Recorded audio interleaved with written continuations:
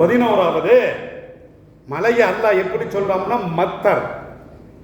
ஏராளமான இடங்கள்ல ஒரு 13 இடங்கள்ல மத்தர். மத்தர் என்று சொன்னால் பொதுவான மலை என்று பொருள். பொதுவான மலை. இந்த மத்தர் என்ற இந்த வார்த்தை எங்கேயெல்லாம் பயன்படுத்துகிறதோ அங்கே அழிவுக்கும் உண்டாகும் அல்லது ரஹமத்தும் கிடைக்கும்.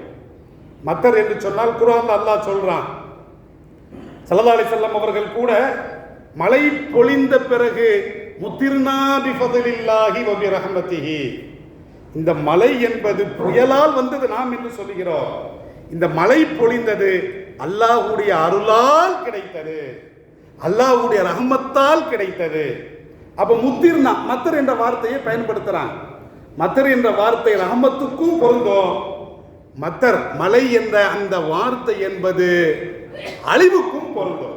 ஏராளமான இடங்கள்ல எல்லாம் அல்ல அல்லாஹ் மத்தர் என்ற வார்த்தையை பயன்படுத்தி அந்த மலையின் மூலமாக இந்த உலகத்தை அழித்த வரலாறுகளை அல்லாஹ் குர்ஆன்ல சொல்லி காட்டுறான். நாம சொல்லிட்டே போகலாம். ஒரு உதாரணம் சொல்ல வேண்டும் என்று சொன்னால், லூத் அலைஹிஸ்ஸலாத்து வஸ்ஸலாம் அவர்களுடைய கூட்டத்தார் ஓரின சேர்க்கையில் ஈடுபட்டார்கள். அப்ப இப்படி ஈடுபட்ட பொழுது அல்லாஹ் என்ன செஞ்சாம்னா வஅம்தர்னா அலைஹிம் மத்தரா, அவர்கள் மீது நாம் மழையை பொழிய செய்தோம். ஃபந்துர் கைஃப கான ஆகிபத்துல் முஜ்ரிமீன், பாவிகளுடைய அந்த நிலைமை முடிவு என்னவாயிற்று என்று நபியே நீர் பார்ப்பீராக என்று அல்லாஹ் சொல்றான். இன்னொரு வசனத்தை அல்லாஹ் என்ன சொல்றான் தெரியுமா?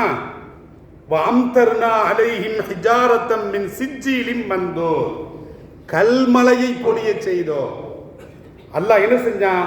பூமியை தலைகீழாக புரட்டி கீழுள்ள பகுதியை மேலையும் மேலுள்ள பகுதியை கீழையும் ஆக்கி எப்படி கல்மலையை பொழிய செய்தோம். குர்ஆன்ல அல்லாஹ் ரப்பல் ஆலமீன் சொல்றான். அந்த பொதுவான மலை சில சமயம் பார்ப்போம், இந்த பொதுவான மலை நல்லதுக்கு தான் பயன் சொல்ல முடியாது. அல்லாஹ் குர்ஆன்ல சொல்லி காட்டுறான். சில சமயம் நல்லதாக இருக்கும், சில சமயம் கெடுதிக்காகவும் இருக்கும். சில பேர் விவசாயம் செஞ்சு அந்த அறுவடை செஞ்சு வைக்கும்போது மழை பெய்யும், நாற்று நடும்போது மழை பெய்யும், தேவையில்லாத மழை. அப்ப இந்த மத்தர் என்ற வார்த்தை எப்பொழுது தேவையோ அப்பொழுது பொழியாது. ஏராளமான இடங்கள்ல அல்லாஹ் சொல்லி காட்டுறான்.